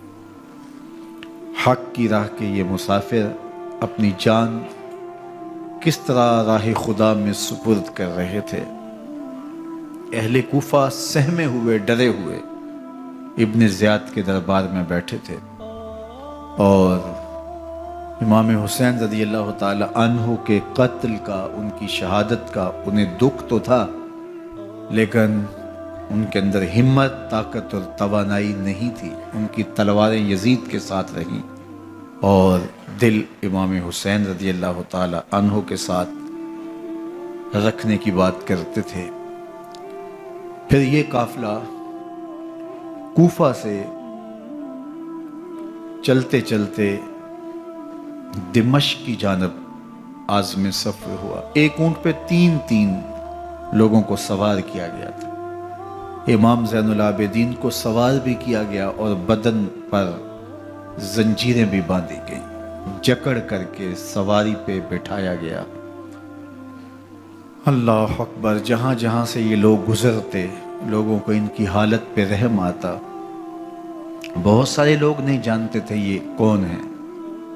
عمومی طور پہ راستوں میں یہی بتایا گیا کہ کچھ باغی لوگ ہیں جنہوں نے حکومت سے بغاوت کی، تو ان کے کیفر کردار تک پہنچا دیا گیا۔ راستے میں ایک گرجا گھر آیا اور وہاں یہ لوگ رات رکتے ہیں۔ گرجا گھر کی دیوار پہ لکھا ہوا تھا: اترجو امت قتلت حسین شفاعت جدہ یوم الحساب۔ کیا وہ امت جنہوں نے حسین ابن علی کو شہید کیا، قیامت کے دن انہی کے نانے سے شفاعت مانگیں گے؟ کس منہ سے شفاعت طلب کریں گے؟ اسی حسین ابن علی کے نانا سے، جن کے بیٹے کو، جن کے شہزادے کو، نواسے کو ان لوگوں نے شہید کیا۔ جب یہ تقدس مآب قافلہ دمشق پہنچا تو راستے میں ایک شخص قرآن مجید کی تلاوت کر رہا تھا، اپنے مکان کی چھت پہ بیٹھ کے تلاوت کر رہا تھا، اور یہ قافلہ اس طرح سے گزر رہا تھا کہ شہیدوں کے کٹے ہوئے سر نیزوں کی نوک پہ تھے، اور عصمت شیار خواتین اور امام زین العابدین اونٹوں پہ بندھے ہوئے تھے۔ تو پڑھنے والا تلاوت کر رہا تھا کہ کہف اور رقیم یہ ہماری نشانیوں میں سے بڑی عجیب نشانیاں ہیں۔ تو جب وہ پڑھ رہا تھا تو سر حسین سے آواز آئی: یا تالی القرآن، اے قرآن پڑھنے والا، اصحاب کہف سے زیادہ عجیب قتلی و حملی، میرا قتل کرنا اور نیزے کی نوک پہ چڑھایا جانا ہے۔ یہ قافلہ یزید کے دربار میں پہنچتا ہے۔ یزید بہت خوش ہوا اور اس نے حضرت امام زین العابدین رضی اللہ تعالیٰ عنہ سے کہا کہ تمہارے باپ نے میری حکومت کے خلاف بغاوت کی اور وہ اپنے انجام کو پہنچے۔ تو آپ نے جواب میں قرآن مجید کی آیات کی تلاوت کی اور اہل بیت کے مناقب اور فضائل بیان کیے۔ سیدہ زینب سلام اللہ علیہ کا ایک خطبہ اہل بیت کی عظمت، مناقب اور فضائل میں یزید کے دربار میں اپنی انوکھی اور البیلی شان رکھتا ہے۔ یزید پہلے تو خوش ہوا، لیکن جب اس نے لوگوں کے چہرے دیکھے تو وہ پریشان ہو گیا۔ حتیٰ کہ یزید کے دربار میں ایک عیسائی سفیر آیا ہوا تھا، تو اس نے جب کٹے ہوئے سر دیکھے اور خستہ حال سادات کی شہزادیوں کو دیکھا تو اس نے کہا یہ کون لوگ ہیں؟ تو اسے بتایا گیا، تو اس نے بڑے تعصف کا اظہار کیا، کہا کتنے بد نصیب لوگ ہو، ہمارے پاس حضرت عیسیٰ علیہ السلام کے گدھے کا کھر موجود ہے اور ہم اسے بھی عزت کی جگہ پہ رکھے ہوئے ہیں، اور تم کتنے بدبخت ہو، اپنے رسول کے نواسے کو شہید کر دیا۔ بے مروت بے وفا تیرا بھی کیا افسانہ ہے، جس نے اپنی ہی شمع کو گل کیا تو وہ پروانہ ہے۔ تو یزید نے جب لوگوں کے تیور دیکھے اور بدلتے ہوئے حالات دیکھے تو اس نے تعصف کا اظہار کیا اور کہا اللہ برا کرے ابن زیاد کا، وہ امام حسین کو میرے تک پہنچنے دیتا تو میں ان سے اچھا معاملہ کر لیتا۔ کچھ لوگ اس سے یزید کو بری الذمہ قرار دینے کی کوشش کرتے ہیں، لیکن یزید کے اپنے حکم سے سب کچھ ہوا۔ ابن اسیر نے لکھا ہے کہ جب یزید مرا تو ابن زیاد دمشق آ رہا تھا، اس کے ساتھ مسافر بن شریح بھی تھا، تو اچانک وہ کچھ سوچنے لگا۔ تو مسافر بن شریح نے کہا کہ ابن زیاد میں تمہیں بتاؤں تم کیا سوچ رہے ہو؟ کہا بتاؤ۔ کہا تم یہ سوچ رہے ہو کہ میں نے نواسہ رسول کو شہید کیوں کیا؟ تو کہنے لگا کہ یہ مجھے یزید کا حکم تھا، اور اگر میں نواسہ رسول کو شہید نہ کرتا تو وہ مجھے قتل کر دیتا۔ اور جب مسلم بن عقبہ کو مدینہ المنورہ کی حرمت کو پامال کرنے کے لیے اور حضرت عبداللہ ابن زبیر رضی اللہ تعالیٰ عنہ کی خلافت کے اعلان کے بعد مکہ المکرمہ پر حملے کے لیے جو یزید نے بھیجا، تو اس سے قبل اس نے ابن زیاد کو کہا کہ یہ کام تم کرو۔ تو ابن زیاد نے جو جواب دیا وہ یہ تھا کہ میں تمہارے کہنے پہ پہلے ہی نواسہ رسول کو شہید کر چکا ہوں، اب نواسہ رسول کو شہید کرنا اور کعبۃ اللہ کی حرمت کو پامال کرنا، یہ دو چیزیں میں جمع نہیں کروں گا، اور اس نے بادشاہ کے حکم کا انکار کر دیا۔ تو یزید نے امام حسین رضی اللہ تعالیٰ عنہ کی شہادت کا حکم دیا تھا ابن زیاد کو، اور یہ دو گواہیاں میں نے ابن زیاد سے آپ کے سامنے رکھی۔ باقی اس کا یہ سیاسی پینترا کہ وہ تعصف کا اظہار کرے، تو قاتل کی پشیمانی مقتول کی اہمیت تو بڑھا سکتی ہے، لیکن قاتل کے دامن سے قتل کا داغ نہیں دھو سکتی۔ تو حضرت امام حسین رضی اللہ تعالی عنہ کا قتل یزید کو اب نظر آ رہا تھا مجھے بہت مہنگا پڑے گا، آخرت تو برباد ہوئی ہی ہوئی، دنیا بھی میں نے برباد کر لی اور میری حکومت بھی مستحکم نہیں رہ سکے گی۔ تو اب اس نے یہ کہنا شروع کر دیا کہ خدا برا کرے ابن مرجانہ کا کہ وہ راستہ دے دیتا اور امام حسین کو میرے تک پہنچ دیتا۔ حضرت امام زین العابدین سے اب وہ لجاجت کرنے لگا اور کہنے لگا کہ حضرت آپ کچھ ارشاد فرمائیے۔ تو آپ نے تین چیزیں ارشاد کی۔ آپ نے فرمایا ایک تو ہمیں خیریت سے مدینے بھیج دو، اور دوسری بات کہ قاتلان حسین کو ان کے کیفر کردار تک پہنچاؤ، اور تیسری بات مجھے دمشق کی جامعہ مسجد میں خطبہ جمعہ کی اجازت دو۔ اس نے کہا کہ خطبہ جمعہ کی اجازت بھی دیتا ہوں، آپ کو خیریت سے مدینہ المنورہ بھی روانہ کر دیا جائے گا، لیکن قاتلان حسین کو کیفر کردار تک پہنچانا یہ میرے بس میں نہیں ہے، یہ ممکن نہیں ہے۔ اب مجھے بتائیے حاکم وقت ہو اور اتنا بڑا سانحہ اور واقعہ ہو گیا ہو تو وہ وہیں کھڑے کھڑے معذرت کر لے کہ یہ اس بات کو رہنے دو، تو اس کا مطلب سمجھنے میں کسی بھی باشعور شخص کو دیر نہیں لگتی۔ اسے چاہیے تھا کہ وہ کہتا کہ میں اس کی تحقیق کروا کے جو بھی مجرم ہے وہ کیفر کردار تک پہنچے گا، اور آپ نہ بھی کہتے تو یہ میں کرتا چونکہ میں حاکم وقت ہوں۔ لیکن اس نے فوراً کہا کہ یہ ممکن نہیں ہے، تو اس کا مطلب کیا کہ مجرم میں خود ہوں، تو میں اس سے جو ہے وہ بچنا چاہتا ہوں۔ تو اس نے حضرت امام زین العابدین کو کہا دو شرطیں تو قبول ہیں، لیکن یہ تیسری شرط قبول نہیں ہے اور یہ ممکن نہیں ہے۔ تو یہ واضح اس بات کا اشارہ ہے کہ یزید کے حکم سے، اس کی منشا سے اور اس کے کہنے سے حضرت امام کو شہید کیا گیا، اور اس نے حضرت امام حسین رضی اللہ تعالی عنہ کے مبارک لبوں پر چھڑیاں بھی ماری اور آپ کے دانتوں پر ضربیں لگائیں چھڑیوں کی۔ وہ تو ایک صحابی وہاں موجود تھے جو کھڑے ہو گئے، انہوں نے کہا ارفع ھذا القدیب عن ھاتین الشفتین، ان ہونٹوں سے چھڑی ہٹا لے، میں نے ان آنکھوں سے رسول اللہ کو یہ ہونٹ چومتے ہوئے دیکھا ہے۔ جس طرح ابن زیاد کے دربار میں ہوا تو یہاں بھی ہوا۔ اللہ اکبر۔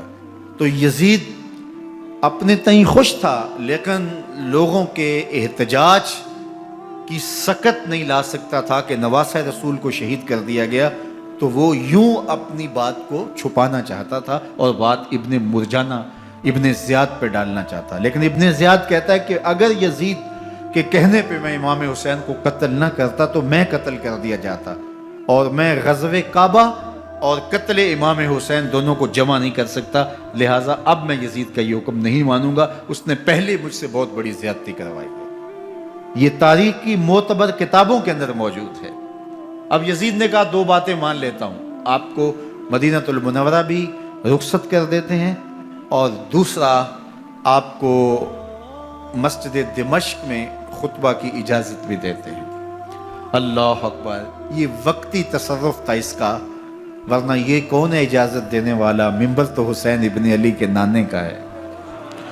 خیر، مسجد دمشق میں گئے، لوگوں کا ہجوم تھا، حضرت امام زین العابدین ممبر پہ جلوہ فراز ہوئے۔ خطابت تو ان کے گھر کی لونڈی ہے، تو جب آپ نے کھڑے ہو کر کے خطبہ دیا اور فضائل و مناقب اہل بیت بیان کیے، لوگوں کے سینوں کے اندر آتش محبت اہل بیت کی جوش مارنے لگی۔ یزید ڈر گیا کہ اگر کچھ دیر خطبہ جاری رہا تو کہیں ایسا نہ ہو کہ لوگ میرے خلاف اٹھ کھڑے ہوں، تو اس نے مؤذن کو اشارہ کیا اور وہ اذان دینے لگا۔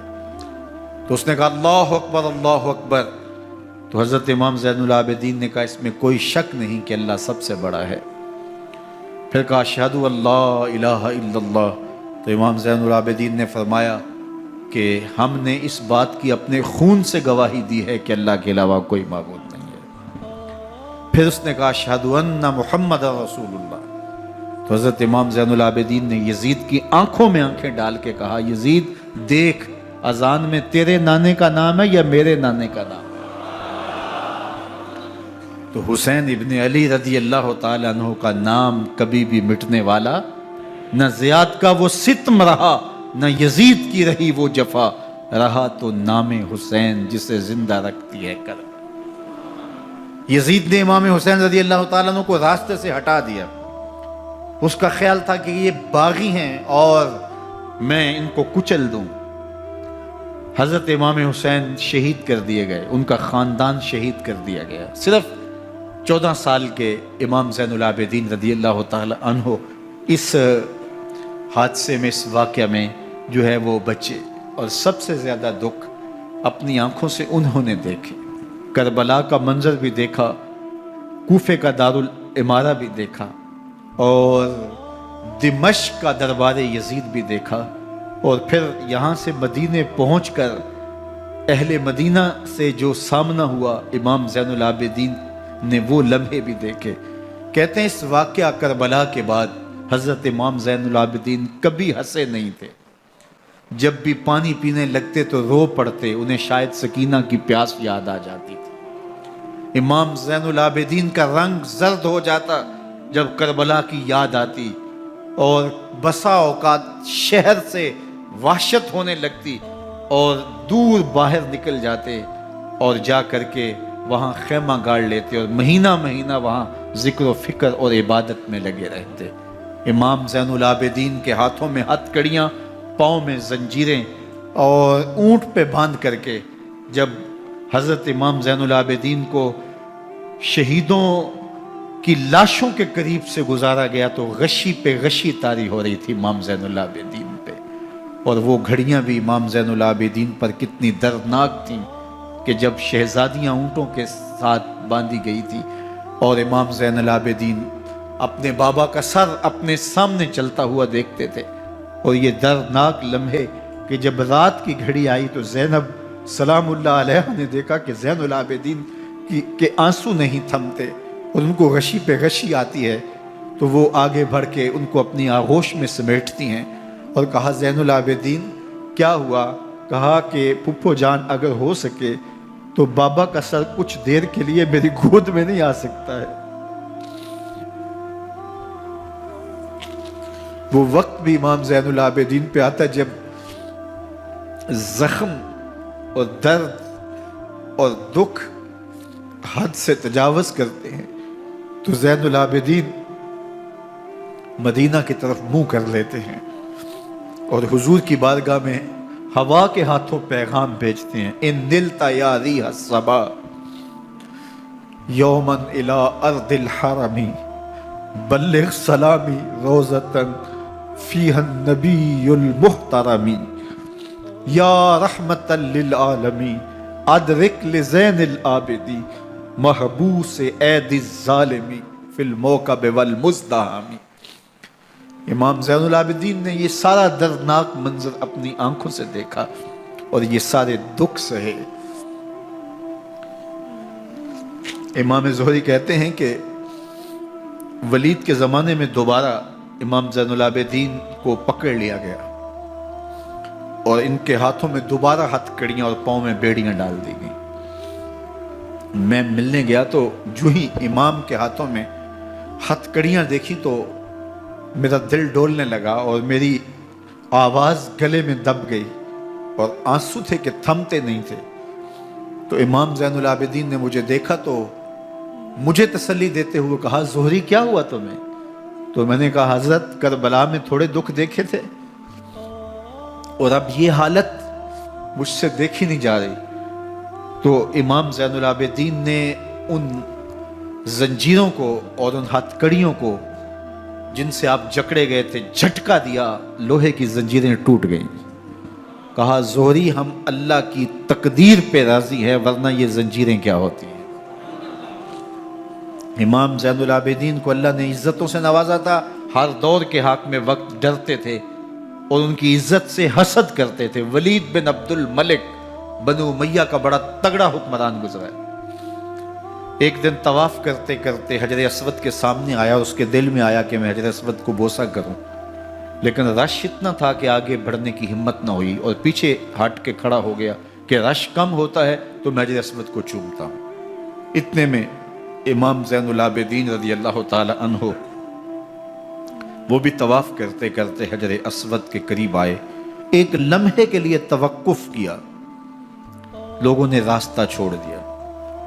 امام زین العابدین آگے بڑھے، حجر اسود کو چوما، پھر آگے بڑھ گئے۔ ولید بن عبد الملک کو بڑا غصہ آیا کہ لوگوں نے میرے لیے تو راہیں نہیں چھوڑی اور زین العابدین کے لیے راہیں چھوڑ دی ہیں۔ تو وہ اپنے درباری شاعر کو، فرزدق کو جو اس کے ساتھ کھڑا تھا، اس کو پوچھتا ہے، من ہاذا، یہ کون ہے؟ حالانکہ اسے پتا تھا یہ امام زین العابدین ہے۔ بعض اوقات سوال تفہیم کے لیے کیا جاتا ہے، سمجھنے کے لیے کیا جاتا ہے، اور بعض اوقات سوال تحقیر کے لیے کیا جاتا ہے۔ جس طرح کسی شخص کو آپ پسند نہ کرتے ہو اور وہ کوئی کام کرے تو آپ کہتے ہیں یہ کون ہے، یہ کون ہے؟ تو اس نے کہا، من ہاذا، یہ کون ہے؟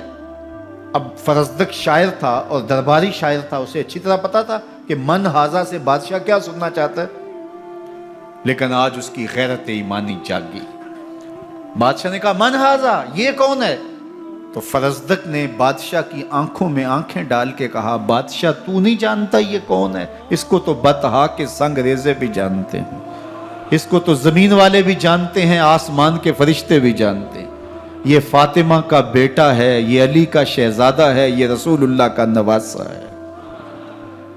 تیرا من ہاذا کہنا اس معرفہ کو نکرا نہیں کرے گا، یہ کل بھی معرفہ تھا، یہ آج بھی معرفہ ہے۔ کھڑے کھڑے امام زین العابدین کی شان میں ایک طویل قصیدہ لکھ دیا۔ بادشاہ تو اس سے کچھ اور سوچ رہا تھا، الٹ ہو گیا، اس نے ایک فرزدق کو جیل میں ڈال دیا۔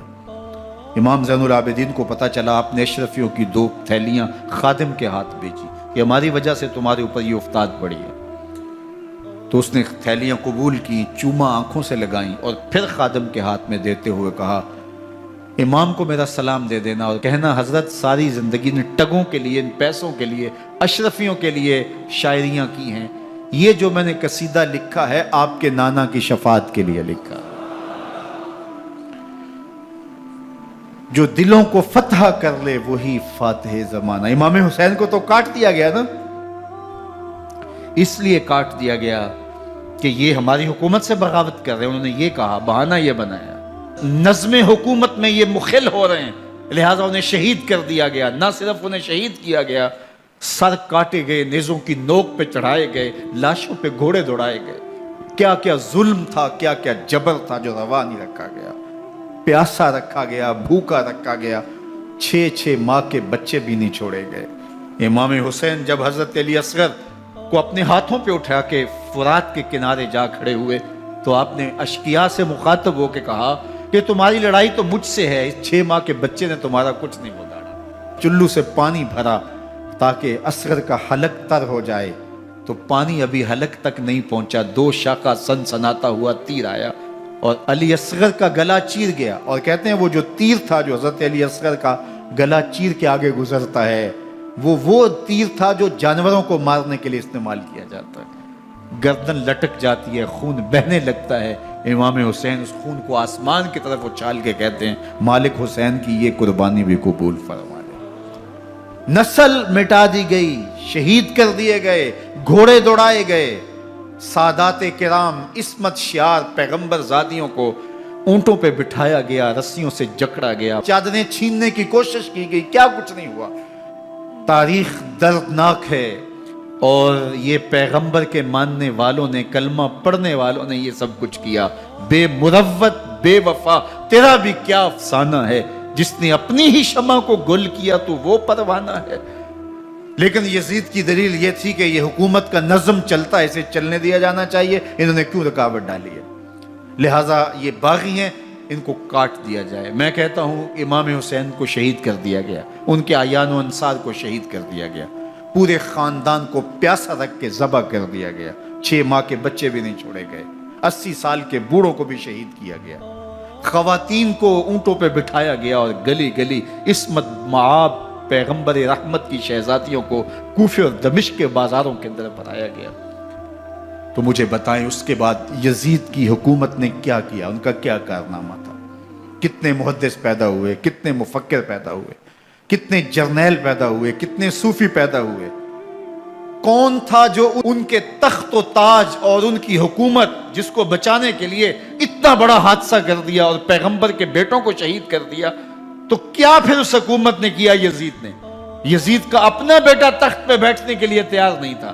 6 ماہ کے بعد اس کی لاش گھر سے نکلی، اس نے کہا کہ یہ تخت جو ہے وہ آل رسول کے خون پہ بنا ہے، میں اس پہ نہیں بیٹھوں گا. اور رسوا ہو گئے. اور یزید جس کو زوم تھا کہ میں اتنی بڑی سلطنت کا مالک ہوں، اس کو بچانا ہے، اس سلطنت نے اسلام کے لیے کیا کیا؟ مجھے بتاؤ.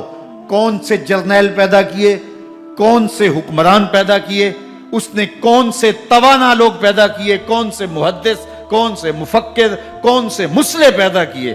اور جس خاندان کو کاٹ دیا گیا، صرف ایک 14 سال کا علی اوسط زین العابدین بچا. اور ذرا حسین ابن علی کی نسل دیکھو، جعفر صادق کس نسل سے ہیں، باقر العلوم کس نسل سے ہیں، حضرت غوث اعظم کس کے شہزادے ہیں، حضرت داتا گنج بخش علی حجویری کس کے بیٹے ہیں، اور حضرت معین الدین چشتی اجمیری کس کے بیٹے ہیں. آج زمانے کو جو بھی دیا ہے حسین کے بیٹوں نے دیا ہے. یزید تخت بچا کر بھی امت کو کچھ نہ دے سکا، اور امام حسین نے سب کچھ لٹا کے امت کو ایمان کی بہاریں عطا کر. آج جہاں بھی منبر و محراب کی رونق نظر آ رہی ہے، اس کے پیچھے حسین کا کوئی بیٹا کھڑا ہوا نظر آ رہا ہے. اللہ اکبر. اس دین کے خاکے میں رنگ ہی حسین ابن علی کے خون نے بھرا ہے. حسین اگر نہ شہید ہوتا تو آج گھر گھر یزید ہوتا. اسلام کی عظمت عیاں نہ ہوتی، خدا کے گھر میں اذان نہ ہوتی. بار الہا نوحہ سناتا پھرتا، تا روز جزا اشک بہاتا پھرتا. امداد نہ کرتے اگر کربلا میں حسین، اسلام تیرا ٹھوکریں کھاتا.